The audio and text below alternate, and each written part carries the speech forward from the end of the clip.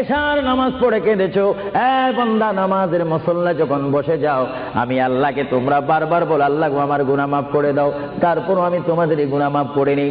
তারপরও তোমরা নিশি রাত্রে মানুষ যখন ঘুমে যায়, তোমার বিবি যখন ঘুম যায়, তোমার ছেলে যখন ঘুম যায়, তুমি নিশি রাত্রে ঠান্ডা পানি দিয়ে ওযু বানিয়ে নামাজের মুসল্লায় বসে তুমি আবার যখন ডাক দাও, রব্বুল আলামিন, পৃথিবীর কোনো মানুষ আমার গুনাহ সম্পর্কে জানে না, তুমি আমার গুনাহ সম্পর্কে জানো। আমি এমন গুনাহ করেছি আমার বিবি জানে না, বিবি গুনাহ করেছে আমি জানি না। আল্লাহ তুমি সব কিচ্ছু জানো, হে আমার প্রভু তুমি আমাকে মাফ করে দাও। আমার আল্লাহ বলে, তারপরও যদি তোমাদেরকে আমি মাফ না করি, তারপরও বান্দা তোমরা আমার রহমতের দরজা থেকে ফিরে যাইও না।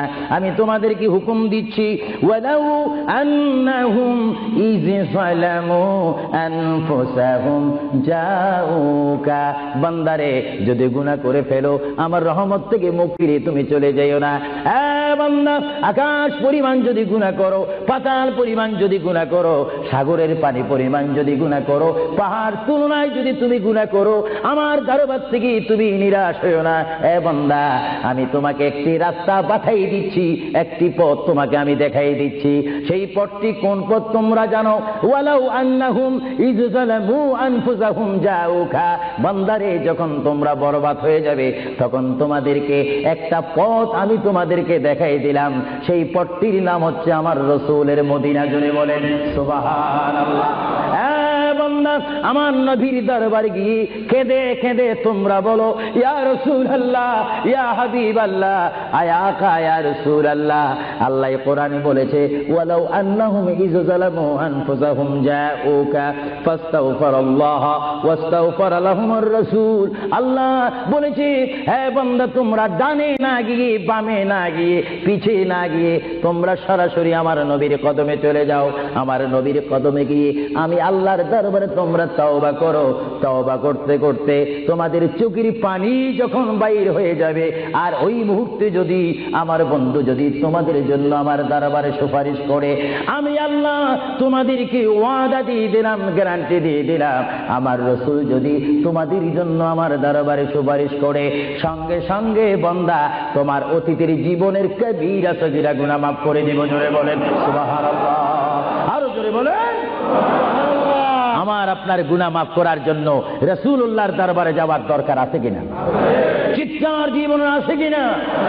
এটা কোরআনের অপব্যাখ্যা নয়, কোরআন শরীফের আয়াত। ওয়ালাউ আন্নাহুম ইয যালামু আনফুসাহুম জাউকা, যারা তাফসীর পড়েছেন, তাফসীর জালালাইন পড়েছেন, টাইটেল পড়েছেন, বুখারী পড়েছেন, মুসলিম পড়েছেন, ইবনে মাজাহ পড়েছেন, সিয়াসিত্তা পড়েছেন, হাদিস পড়েছেন, ইজমা পড়েছেন, কিয়াস মেনেছেন, উসুল মেনেছেন, বালাগাত মেনেছেন, মুনতিক মেনেছেন, শরীয়ত বুঝেছেন, তরিকত বুঝেছেন, হাকিকত বুঝেছেন, ইলমে লুদুনি পেয়েছেন, ইলমে তাসাউফ মেনেছেন, তারা অবশ্যই স্বীকার করবে মানুষের একমাত্র মুক্তির স্থান, পরিত্রাণের স্থান, আসলের স্থান, নাজাতের স্থান, আল্লাহ পাওয়ার স্থান মুহাম্মদুর রাসূলুল্লাহ কদম মুবারক। চিৎকার দিয়ে বলেন সুবহানাল্লাহ।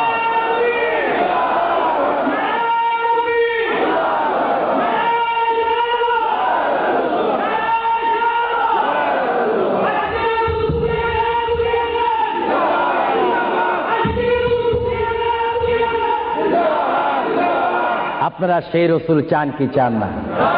অবশ্যই চাইবেন, না চাইলেও চাইবেন। কেন চান নেই? অবশ্যই আফসোস করবেন। কারণ পৃথিবীতে সন্তান রয়েছে, বিবির জন্য স্বামী রয়েছে, স্বামীর জন্য বিবি রয়েছে, সন্তানের পাশে মা রয়েছে, মায়ের পাশে সন্তান রয়েছে। এটার নাম দুনিয়া। আর দুনিয়া ও মাজরাতুল আখিরা। কিন্তু এই দুনিয়া যেই দিন জীবনের সমাপ্তি, বিদায় ঘন্টা বেজে যাবে, সেই দিন সন্তান ইচ্ছা করে মায়ের পা ছেড়ে দিবে, পিতা তার মায়ের সামনে থেকে চলে যাবে, এমনি ভাবে সবাই বিচ্ছিন্ন হয়ে যাবে, সব চলে যাবে। একমাত্র সাথী হবে, আপন হবে, বন্ধু হবে, কবরের সঙ্গী হবে। সবাই বলেন মুহাম্মাদুর। আরো জোরে বলেন না মুহাম্মাদুর। আপনারা সেই রাসূল চান কি চান না? সেই রাসূলের চরিত্রের মধ্যে উম্মতে রক্ষা পাওয়ার গ্যারান্টি আছে কিনা? একটু দরুদ শরীফ পড়েন। আল্লাহুম্মা